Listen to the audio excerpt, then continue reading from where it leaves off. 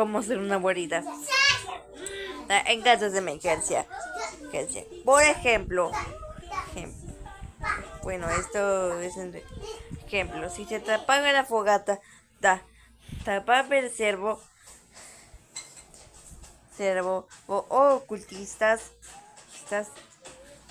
un ciervo en modo hambre, te recomiendo que vayas a una casa.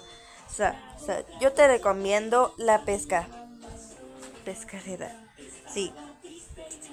Y también te recomiendo que vayas al lugar en donde está ahí ¿cómo se llama? No, ah, el lugar de la cabra, ¿verdad? Porque ahí puedes encontrar el saco rojo. Con eso puedes cocinar la comida. Mira, cuando agarras comida cruda, luego la sacas, consigues comida la cocinada. Nada, sí, casi tiene sonido, pero es útil. Y aquí,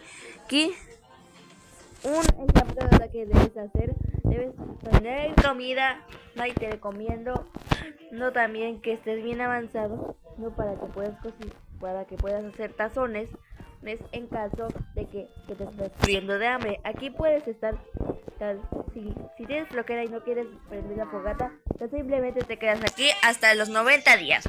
Facilito para un caso que encontré. Bueno, ese yo lo inventé, la realidad lo inventé, ya que una vez ves que estaba corriendo y Salvo pues estaban viendo, ¿no? Y que corría hacia una casita, una de esas de las pequeñitas, que me quedé ahí, comí carne después ya que había un conejito cerquita, se lo maté, sí, me lo comí, baba, sobreviví. Por eso les enseño este truquito. Y espero que haya buenos likes.